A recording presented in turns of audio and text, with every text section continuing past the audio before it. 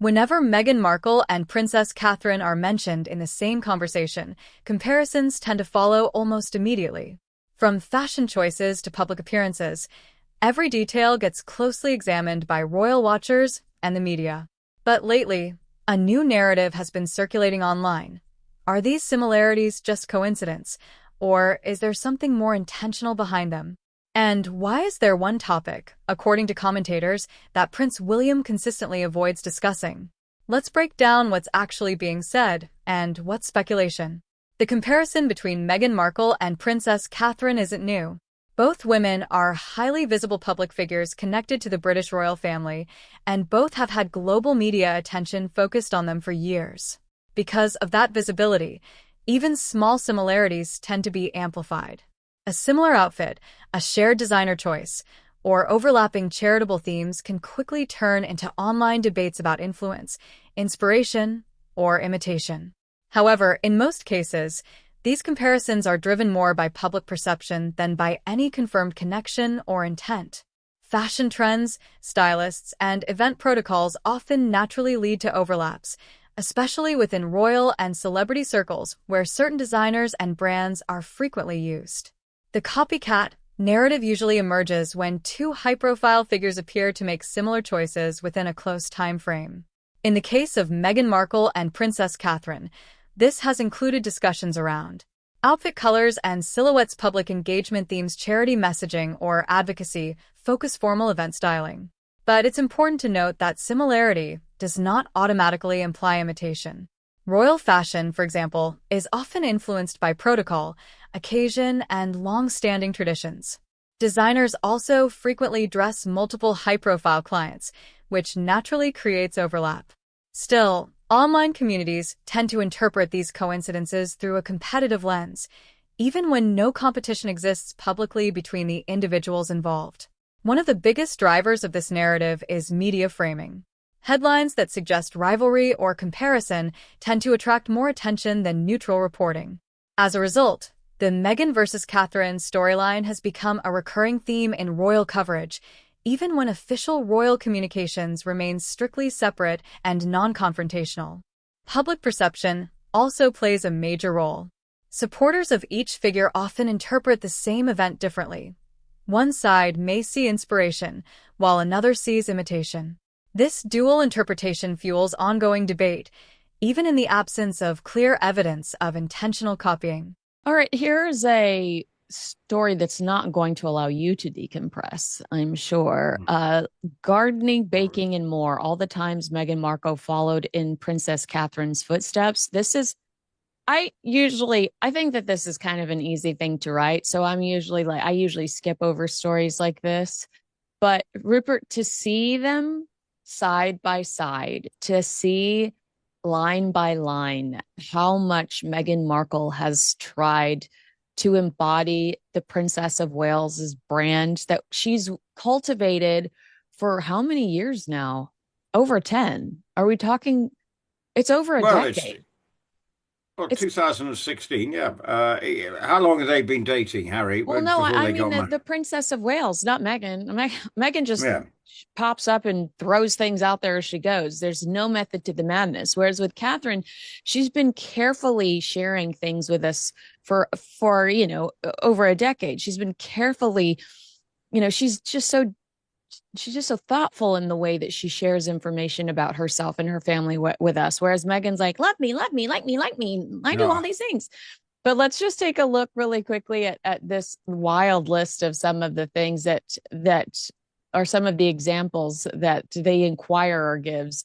I never saw this, the naked cake. It never occurred to me when Meghan made this on With Love Meghan that Catherine, the Princess of Wales, had shared on the Great British Bake Off in 2019 that this is something she makes for her children every year.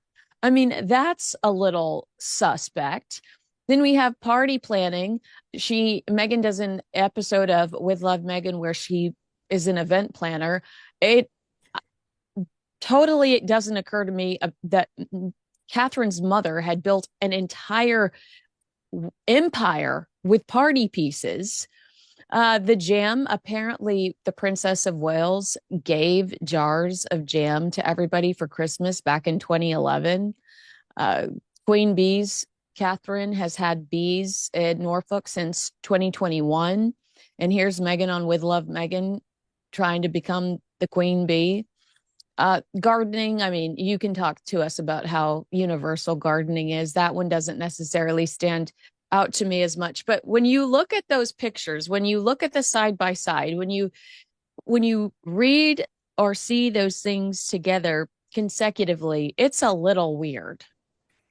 Well, in fact, everything she does, even to last week's study, the scone, the great British scone debate that she put her pennyworth in, it's a very predictable thing. If you look back to that cake with Mary Berry, who's one of the sort of iconic culinary characters in this country, she's very been a superstar. There are a couple of them in this country, her and Prue Leith, but obviously when Great British Bake Off, great one of the go-to television programs over the years. Whether it still holds the same cachet, I don't know. But for her to appear on that and make a cake, it sort of fits the image because Mary Berry is a quintessential English woman, an English cook, old-fashioned.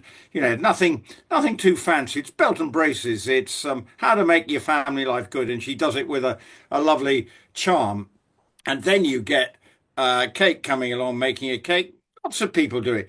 But that cake we saw in that cooking program, a load of absolute, it looked the most unappetizing. It would be thrown out by the judges on Great British Bake Off. I'm absolutely sure. Because Well, if and I then don't remember forget, right, Meghan appeared on a similar program in Australia as a judge. So Meghan also hijacking Catherine's strategy there too, which I mean, it's giving me the worst kind of goosebumps possible. do you know if that program's aired yet? I Has don't that think so. aired? I don't, wait, didn't it? I don't know. I couldn't tell you. Well, it's in the latest series. I will be out. I'd be interesting to know what her contribution is, Yeah. and it will probably. But that's another time. Sure, we'll have a chance to analyze her judging capabilities. But looking at what she does from a culinary point of view, it's ridiculous. The bee thing, we know that Catherine has done that.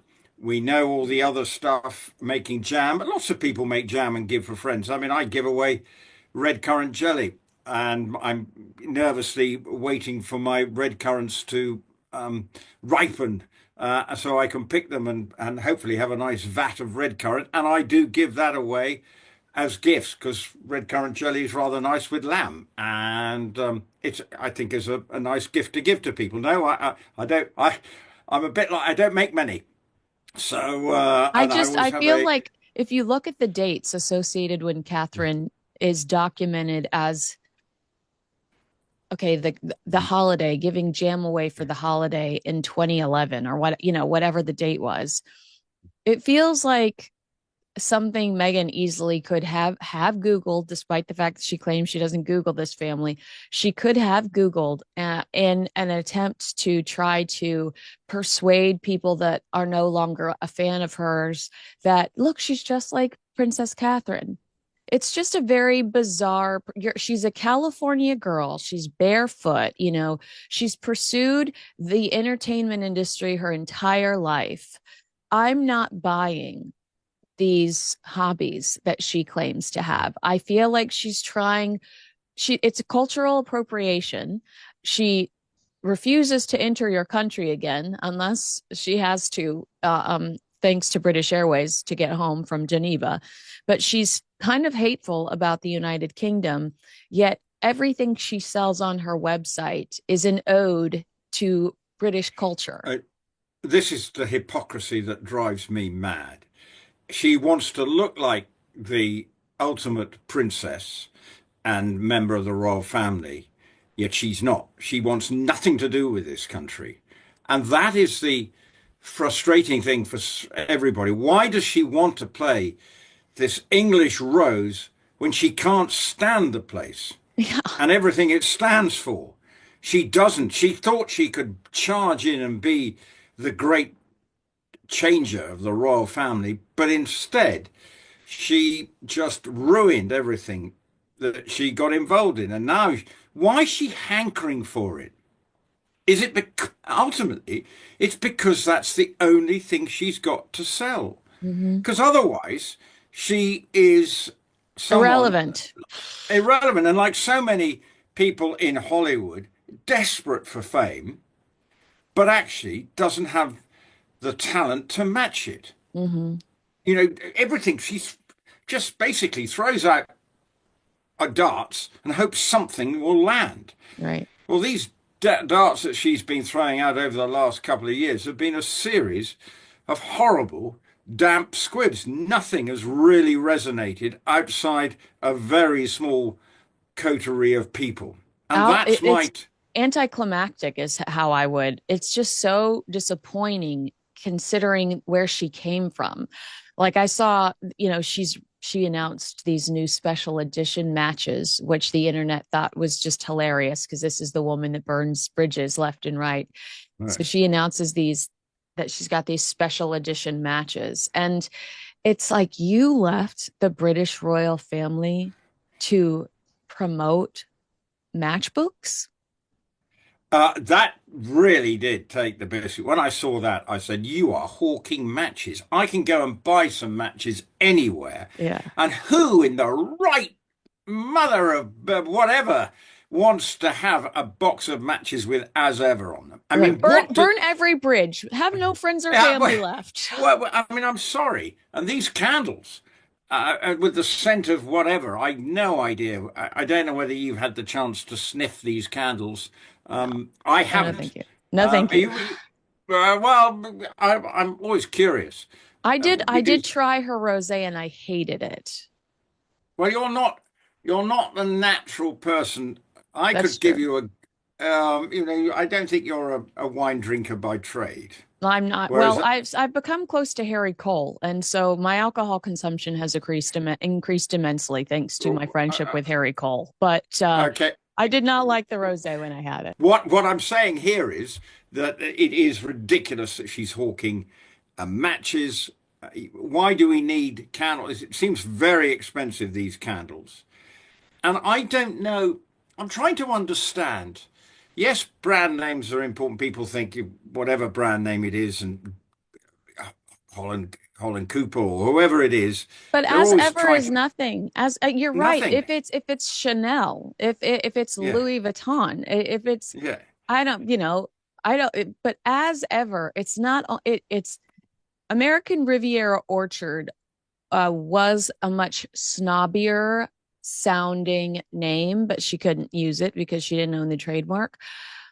But as ever is just, it's almost like Jeremy Kyle says it to me every time he says goodbye yeah, to me. He's like, as ever. And it's just an organic thing he's saying, but I'm always like, why are you saying that? But yeah. it's kind of such an overused phrase, in real life that it almost takes something away from this brand she's trying to build to use something like as ever as her brand. It's just kind of like, what's special about it? That's like XOXO or love. And Yeah, with love, she's so generic in everything she does. it's bland in the extreme. It's got nothing No creative. The meaning. whole look of it is wishy-washy and sort of ordinary. Look, we've got people in this country who sell these. Joe Malone is I don't know whether you've come across that Yeah, brand, but very it's a much big big, brand, very big brand. big brand. And people will buy their candles in their droves, or they will go to other similar type of brands. But what is important, that what they are selling is good stuff and people Hmm. buy into it. It's a very competitive marketplace, whereas everyone's trying to get that sort of luxury item, that someone a must-have luxury item. Look, I'm a bloke, and I'm not the target market for all these candles, but I've got enough of them in this house. But the point being, Joe Malone has a credibility and has worked it over a long period of time, to become a major brand in this country. I'm sure she's got an export capability as well, but if every time you go to an airport, probably you see her product somewhere or other people are hawking similar type of products, But you're right. but There's they're that. credible. There's a cool factor about Jo Malone. There's a unique factor about Jo Malone, especially because she's from your neck of the woods in Mm. the United States.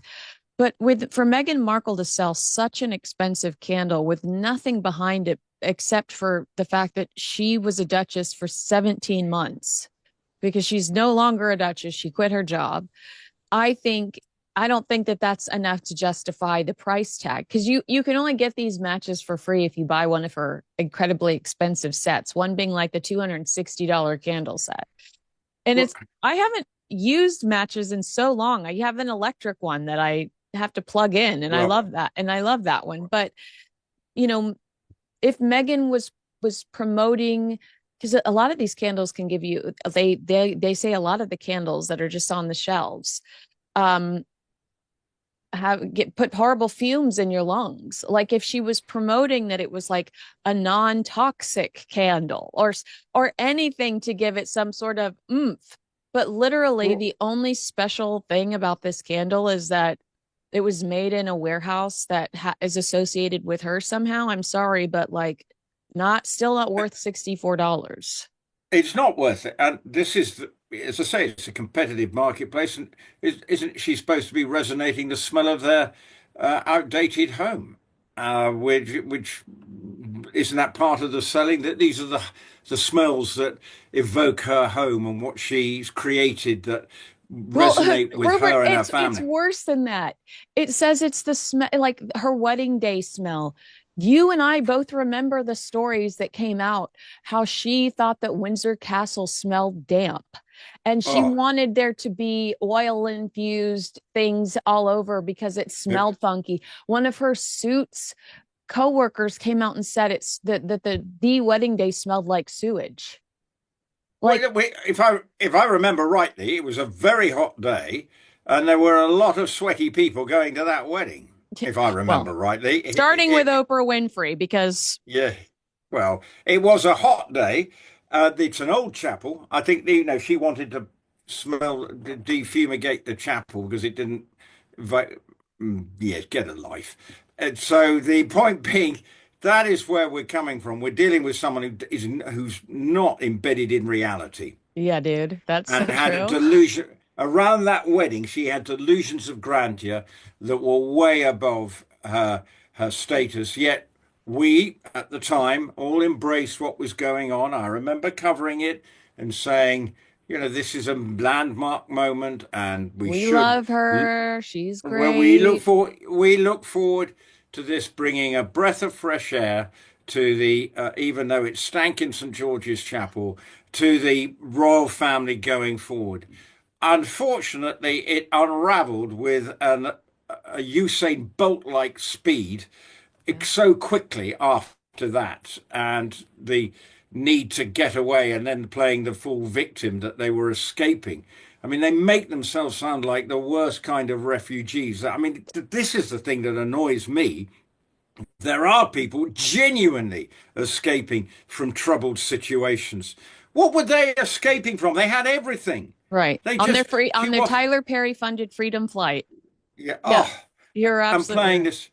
And here we are. We're going. We're breaking free. The shackles now are unleashed. And then you think, you silly moo. To You sell jam, to sell to sell candles, mediocre jam, mediocre candles. and to scrape the barrel, she's now offering a free box of matches. Yeah. Absolutely. There you really. That is. Can they not see the optics of that? Yeah. I would love to know how many matchboxes they are selling, and anyone who's buying them, I'd like to know why. Well, you have to, What yes, you is, have to buy like hundreds of dollars worth of product before you can yeah, get the matches for free. But yes, we'd like to know why you're investing hundreds of dollars in Meghan Markle's and brand. is there anybody watching who has bought this stuff? Now, I know our audience probably is not, we know where most of our audience come from. in terms of their allegiances. But I would love someone to say, I have bought this candle and I'm so delighted that my house, apartment, whatever it is, has now got the smell of whatever it is that is Betrayal. emanating. Well, whatever. You can come up with a saucer of milk without even trying, lady. But but why she should call her stuff betrayal? It might sell better. It At least would. it It would be would. honest. It'd be honest. So I would suggest. So I'm offering that. Is anybody out there? Have they? You've road tested the rosé. Has anyone else road tested the rosé? Yeah. Uh, uh, I think that and there was a period of time, and you might have seen this too on social media, where a lot of people were buying it as kind of a joke. Like they'd buy it and give it to a yeah, friend that they knew hated Meghan. But I feel like that slowed down because I'm not seeing it as much. And then I do know of other creators that bought it so that they could judge it. And of course they got their viral moments because the candle didn't have a wick or whatever.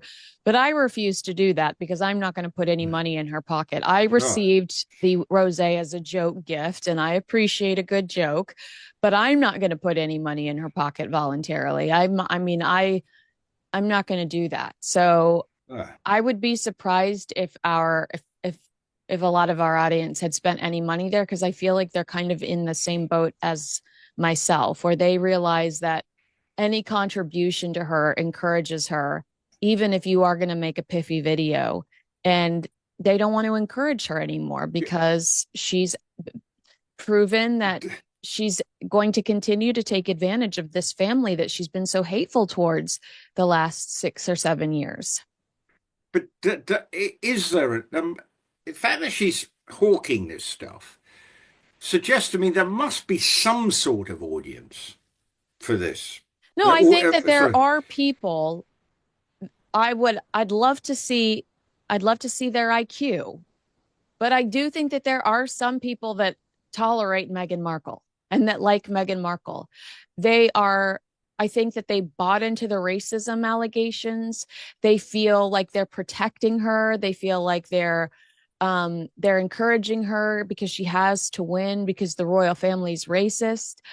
But I don't think that they look at her lifestyle or her wardrobe and sincerely think I've got to own that beige suit.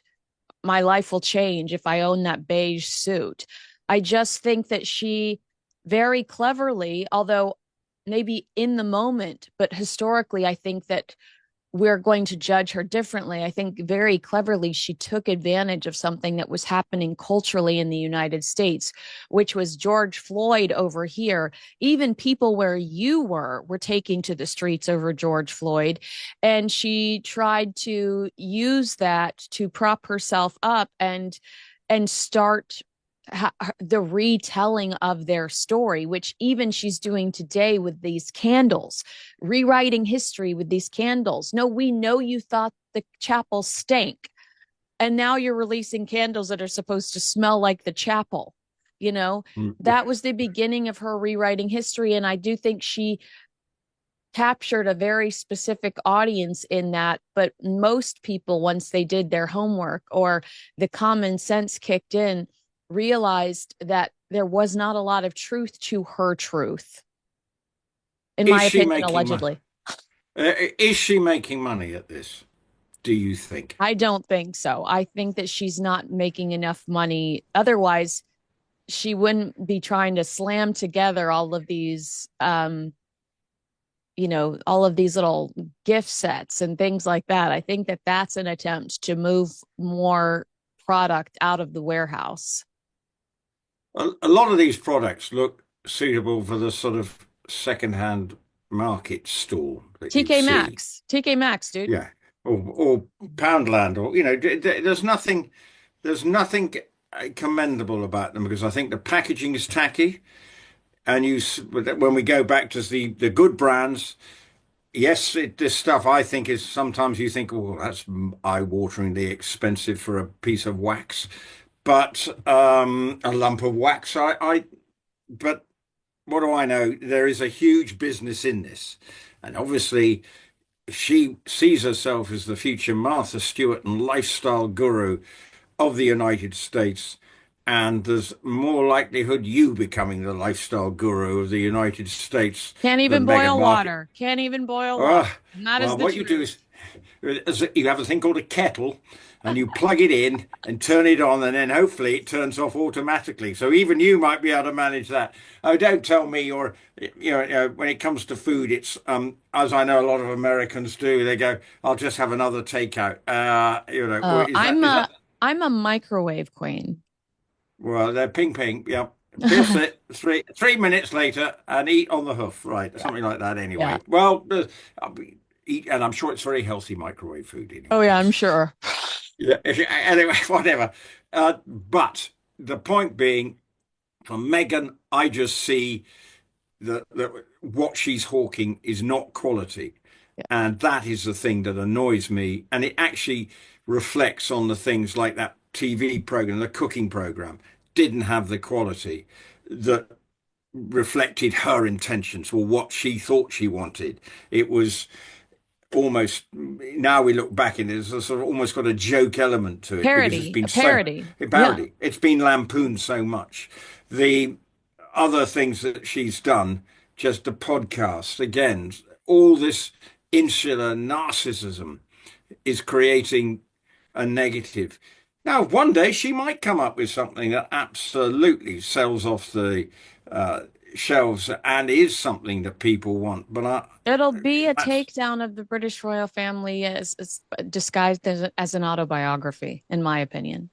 well, that's the next thing is what's story two, and the story two at the I think with Harry at the moment they're probably holding forth, but then what? How can she continue to take down the royal family when she's since 2000 and whatever it is Hasn't hasn't spoken been to them. anywhere, hasn't spoken to them? So what's she got to take down that's new? Well, she claims that she found a journal that she started writing in Frogmore Cottage when she moved or was evicted from Frogmore Cottage.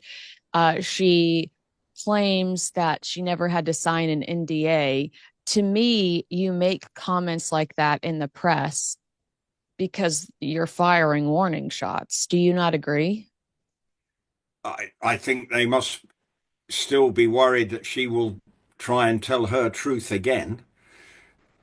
But I think most right-minded people now realize that they'll take it with a pinch of salt I agree with that for sure. because she may want to write She's the something. girl that cried wolf. She never backs up her statements. She's never back, or Harry never back up their accusations. Harry blatantly lying, in my opinion, telling Tom Bradby that they didn't accuse anyone of racism. The media did. Well, That's a lie, friend. yeah, it was he was in denial, and he has been in denial. She still thinks she is relevant, but you're in Tinseltown and know what it's like out there. She is not considered. I I I don't was 10 think. feet from Bono this weekend. Bono. What were you? Okay, He was why? at Chateau Marmont and I was with Harry Cole and there was Bono. Okay, all right. What's Harry Cole doing in there? What's Oh, I thought he he's was covering our election because he had an interview with Steve Hilton, who might right. become the new governor, and has a very handsome British accent. That threw me off. I'm not used to you know, my political candidates having British accents. And I think he was going to try to sit down with Spencer Pratt too, but he's covering the California politics. Okay, and obviously it's a big litmus test, so Yeah. I understand why he's there. Yeah. I thought it not But just you. why is Bono here? Well, Bono, he's jet sets around the world, isn't it? And He's a are rock you too, star. Of mate? course he's at Well, Chateau Marmont. did he have very spectacular glasses on? He's always got a pair of Absolutely shades. did. Absolutely. And Yeah, I think the it's Edge was there too, but I've never seen the Edge without a beanie. So I was yeah. like, is that the Edge? That's a bald man. So no disguise is going on for Bono because as soon No, he could easily go be in disguise if he just took his glasses off. exactly. Right? No. You You're would know so who he right. was. I would have never recognized him if he didn't If he walk in with his glasses and on at night. yes, and you go, do I need to be spotted? Look, been a rock star around for 40 odd years now. Yeah. Fair play to him. Yeah. I don't know whether they're still making music, and they They would might tell be. you yes. They would tell you they Well, are. well, they and also all these rock stars of my vintage, they're earning now squillions by doing another farewell tour. Oh yeah. So Goodbye I don't again. know what. Yeah, and you two have certainly sold out a few big stadiums in their time, but I would suggest that Meghan is not anything. Where would she rate now and be objective as possible from A to Z? So if you were I booking don't and you here's go, here's what I would say. I think that Meghan is more of a Kardashian than she is a Princess Catherine. However, the Kardashians have proved that there is a return on investment. They do move product. Some people claim Meghan moves product, but I disagree. I don't care what lipstick she wears. I don't care what eyeliner she's using. I don't buy anything that I've seen an art. I've seen the articles written about her in Page Six, Meghan Markle's favorite boyfriend T-shirt. Couldn't care less. So I don't believe that she moves a ton of product. Also, if you watched the Australia trip on the AI app, she wears incredibly expensive clothes, the kind that I would argue the audience that truly follows her can't afford. And so I have a hard time believing she's moving a ton of product just because she's an influencer. So I'd say she's Kardashian level without the influence of the Kardashians. Name so that's recognition, my I should say name recognition, yes, but influence, no. yeah. So it's skin deep in terms of what she can achieve. Is the way Mm-hmm. you're pitching it, and I think we all agree with that. There's Mm-hmm. nothing. There's no substance. There's That's no so depth. true. And and as we always say, the people who are successful, that we go back to Jo Malone, I bet she put in the hard graft when she was starting out, or some similar brands like that. You know, you're hawking probably at country fairs, whatever, trying to build up brand awareness, and then eventually you get a break, but you put in the hard yards, Mm-hmm. and that's how you make it to the top, is by grafting. You don't suddenly find mountains of cash just pouring down because you're Meghan Markle and you deserve it. No, Mm. you And, don't and and deserve it. actually, she might have been able to find that success had she not attacked the British royal family upon landing in the United States. Had she pivoted from the freedom flight and the mystery surrounding her disappearance to, hey, I'm going to be this sweet little lifestyle expert, I think a lot more people would have bought it. But she committed a significant amount of time to attacking the royal family before trying to pivot into America's sweetheart. And we weren't buying it anymore. No, and the iconic shot is the curtsy from that series, Oh, which every time you see it popping up and you think, what the heck were you thinking even doing that? And you've got Harry looking, well, I'll have to agree that she's doing it, but do I feel happy? I don't know. yeah. So that is for her. Whereas, look, when Princess of Wales wears something, it shifts, but it's not and people make a release about this is what it is, but there's no financial gain for her. There will be a financial gain for the company. But then if it's a British product or it's British, that company's benefiting. And that's Right. the royal family doing something that is relevant. They're helping promote British fashion industry, whatever. And that I And think is very important. she's also so clever in the way that she still engages with High Street because I can't afford what the Princess of Wales is wearing. And so I might go buy it because it's reasonably cost or it's reasonably priced and I can justify Yeah. the cost, which is not what Meghan Markle wears the most bland, overpriced clothing I've ever seen in my life. Like it looks like something you could get at Zara. It looks like something you could get at H&M, but it's couture. And you're like, who the heck would randomly wear that on a Tuesday while walking up and down the beach? Well, I she doesn't listen to her advisors. And that's her problem. She thinks she's above it all. And, it's not helping her brand at all. But then she hasn't got the wherewithal to listen and see what other successful brands have done. It's always, quite often in these lifestyle areas, it is the slow burn. It is the word of mouth. It is the people believing. It's the same with clothes. You know, you go to a shop down the road that, and word of mouth, oh, you've got to go there and build up that brand. Whereas when the Princess of Wales wears something, she doesn't want to be seen. She's trying to get away from being that fashion icon. And I understand that, but you can't get away from it. And it would be naive of her to think that. But actually, what it can be is a force for good, in the sense of promoting what is Britain's about. And here is our, if you think coming up soon, we've got the Royal Ascot meeting, which is the shop window for top hat, tails, the millinery industry, everything, the fashion industry. It drives so much of it. And that's in a couple of weeks' time. I shall be going there. But the royal family, I imagine the Prince and Princess of Wales will be there one day. They try and be there. They will, in the end, what she wears that day will be blazoned across every fashion page in this country and maybe globally. And you'll see it And for probably before I years. see it. And for years. Yeah, exactly. Because Yeah. we always see the pictures of her, the Ascot pictures get wheeled out at various opportunities when writing about someone. And it's another Ascot story. Because My obviously, favorite, do you remember this outfit, Rupert? She's wearing a white dress with black polka dots on I, it and a big I, hat. I mean, like, yes, you're right. Her fashion is so iconic that I can do the same for some of Princess Diana's Ascot outfits. yeah. I mean, Meghan, you're missing out on all the fun. What an idiot.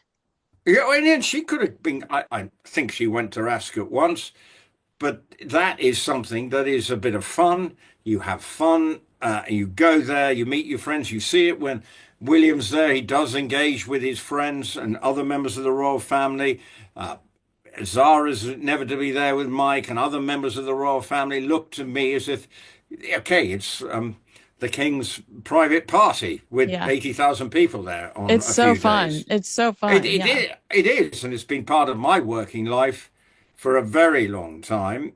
And but the point is, for the Princess of Wales, why they need her. And even this week, we've got the Epsom Derby, which is our big flat race, one of our big iconic flat races, which it's set up in 1780. Anyway, what's good news? It's despite there's a wedding for this weekend for Peter Phillips, who is getting married. Mm-hmm. The King and Queen are going to the Derby, and I think, if I'm not, what's happening is they get to the wedding and then they will leave to go to the Derby. Mm-hmm. But it's very important and actually promoting one of our iconic sporting events. The King and Queen have been going there because the Queen always used to go. So that's great to see. So the rumours about the King and Queen not loving racing so much, I think with the Queen's passion, that's helping drive that. But we'll see them at the royal meeting. It is such an important occasion for the fashion industry and what it drives in this country. Young milliners, you name it, that's the point of Ascot, as well as the racing. It is a glorious dress up. Mm-hmm. And Meghan is missing out on that kind of things, which she could, if she was here, been able to help promote and bring a sort of global cachet to it. But she's thrown it all away, grabbing that freedom flight, and now a freedom flight to nowhere. Exactly. Really quickly before I let you go, because I know you have to go in a few seconds or minutes. Minutes. Don't leave me so soon. Prince Harry asked to resign from African Parks Charity. We have covered this story for almost 3 years now, but there are, I guess, new calls for him to resign over his role in the conservative charity after attending a fundraising event for it in Scottsdale, Arizona. The controversy stems from longstanding allegations that park rangers employed by African parks committed serious human rights abuses against the indigenous Baka people in the Republic of Congo. I won't say what they're accused of doing because we might get flagged on YouTube, but it's horrible. Google it if you're unfamiliar with this story. But remember, Tony Blair's wife did an independent investigation on this charity last year. And she was limited as to what she could say, but she said she did find them guilty of some of these offenses. They acknowledged that they were found guilty of some of these offenses and said, we're going to straighten out.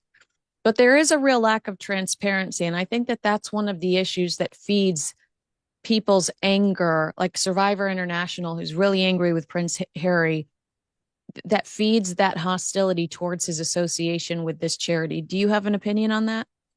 I think the problem is a lot of his charity work does seem to be surrounded by controversy. Mm-hmm. And that's a worry for him. He's trying, everything he's involved with does seem to have something simmering in the background.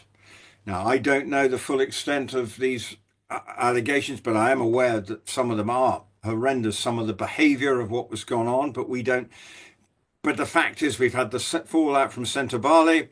There's some shenanigans around Invictus. There's all sorts of little things, allegations here, there, and everywhere with the various charities that he's involved with. And that must be a worry for Harry. And that's why, when you come back to it, his brand does not make it easy for charities to raise money.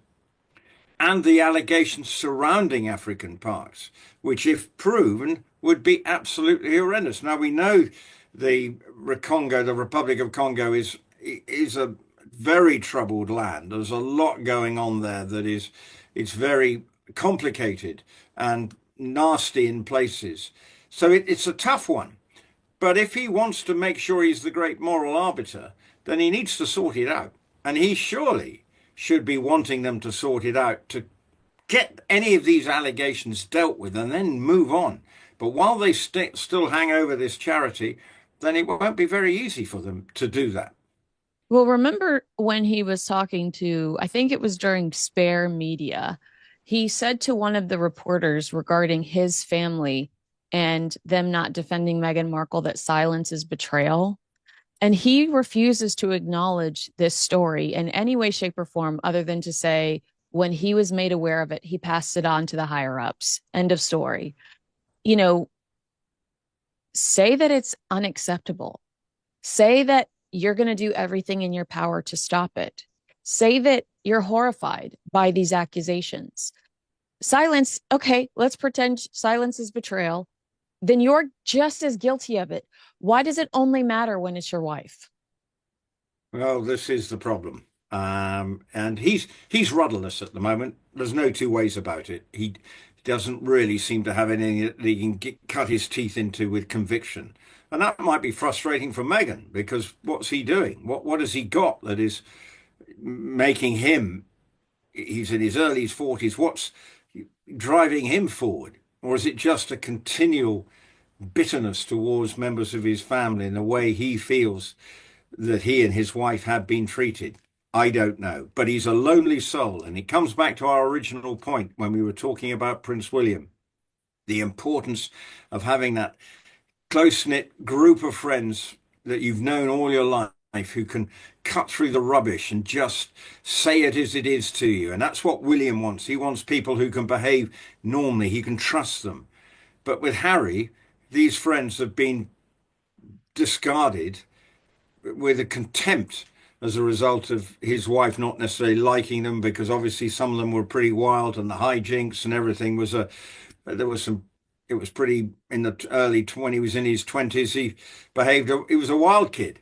Well, fair play. Well, not everyone, but lots of people behave like that. But you have your friends, you grow up, but you still remain close, but you still value that person's friendship because you built up a trust. But for Harry, round every corner there seems to be, he sees demons when they're not. Now, the second part of the discussion centers on Prince William and the idea that there is one topic he avoids addressing publicly. In reality, senior royals, including William, are typically very cautious about public commentary on sensitive family matters. This includes internal family disagreements, media controversies involving relatives' personal disputes within the royal household. Rather than refusing to discuss a specific issue, it's more accurate to say that royal protocol limits how much can be said publicly. Prince William's public role is focused on duty, stability, and continuity, which means he often steers conversations toward official engagements rather than personal matters. At the end of the day, the coincidence or copycat debate says more about public fascination than it does about confirmed actions. Meghan Markle and Princess Catherine remain two of the most closely watched women in the world, which means even minor similarities will continue to spark discussion. And as for Prince William, his silence on sensitive matters is less about secrecy and more about the structure of royal communication itself. But the conversation isn't going away anytime soon. What do you think? Are these comparisons harmless observations, or do they go too far? Let us know in the comments. If you enjoyed this breakdown, don't forget to like, subscribe, and turn on notifications for more royal commentary and analysis.